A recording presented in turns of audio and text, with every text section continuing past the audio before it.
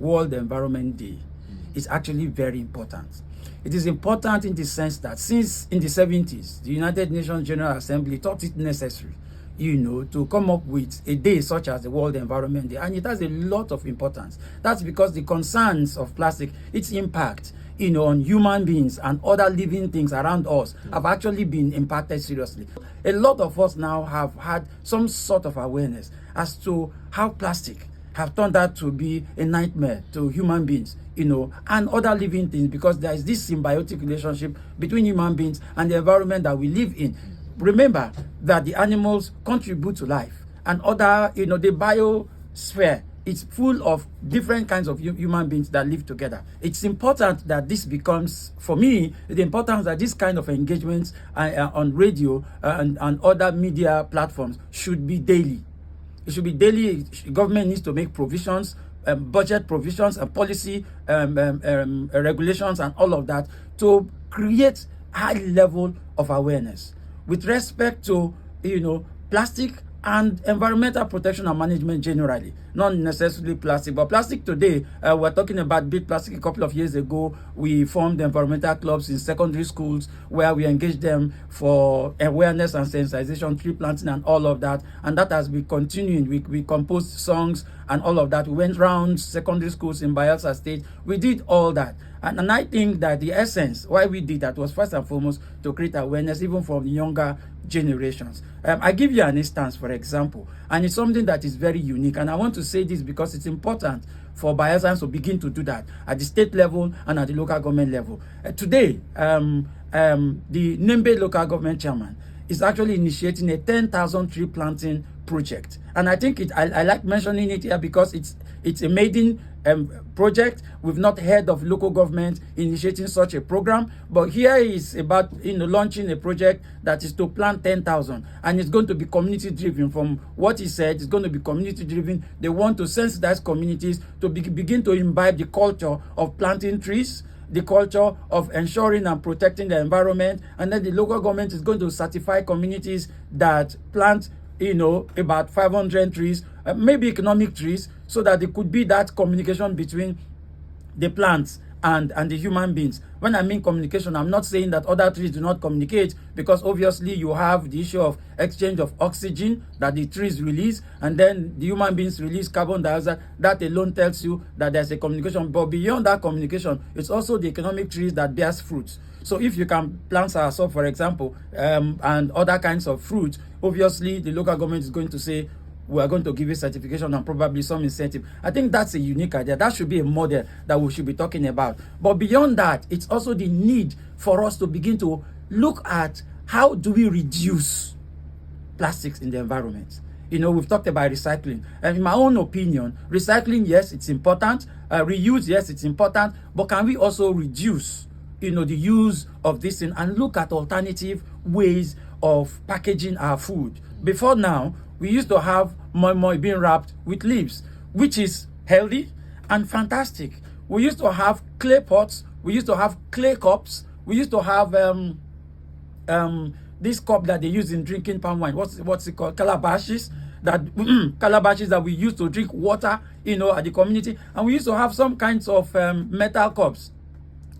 These were things that alternative. And that is why a lot of times people will say what has actually gone wrong. Like Robinson said, we know that there's petroleum pollution and all of that that also contributes to cancer and other kinds of illnesses. But again, we are burning plastics, which is also from those petroleum products. We are burning them. The smoke goes into the environment and it turns back on us. And then we are contaminated and have several kinds of infection. So that again is another key issue. So one thing that we need to also begin to talk about is how do we, stop or at least reduce the production of plastic and revert back to some of those ancient ways of life that we've been having, using leaves and other kinds of things to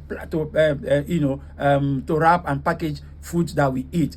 We need to also start reducing. A lot of people have microwaves and all of that, and I'm sure most of us are culprits in it. You get a plastic takeaway or disposable plate, you put it in your microwave, and sometimes when you bring it out, you realize that part of the plastic has twisted, and then we eat the food unknown to us, quite a number of the molecules, plastic molecules and all of that has already gotten into the food and we're eating it. There is no two ways about it. The fact is that you may not fall sick at that point in time, but as you do it over and over, it overwhelms the body and then you fall ill for one kind of sickness or the other. So we need to also begin to see how we can engage ourselves and come up with, and this has to be done through sensitization like this. So I think that it's something that's important for us to engage.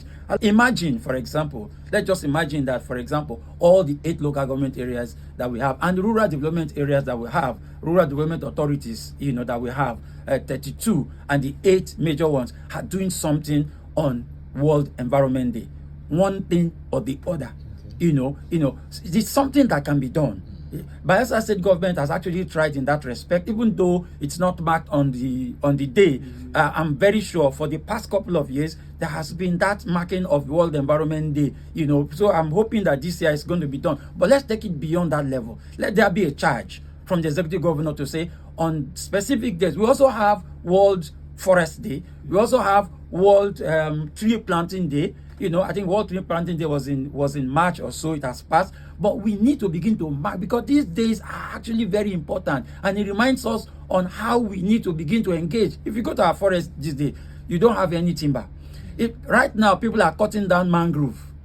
They are cutting down big mangrove for wood, for timber, meaning that in the next couple of years, or it's already beginning to happen, that most of our coastal communities will be facing serious vulnerability to actions of storm, because it's these mangrove trees that actually wage, the heavy storms and all of that affects our trees. You used to hear about roofs of houses being pulled up and all of that. It's part of it. So we need to begin to engage. And how do you stop these people? It's not by coming up with a law to say stop. There has to be alternatives. What are the alternatives? Are we planting mangroves? Are we planting trees? What kind of trees should we plant? Those kind of engagement needs to come, and we need to create, and the local government that is very close to the people should be the platform that we can engage communities, sensitize them, and tell them to understand. And some of these actions are actions that you can generate employment, generate revenue, and also do productive businesses, including farming and all of that. Have you heard of farming of rice in the mangrove?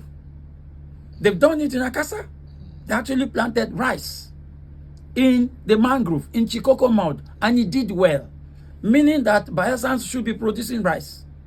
I'm just talking about this. And this has been done, and there are people who are still living, who did it, but stopped because of crude oil pollution.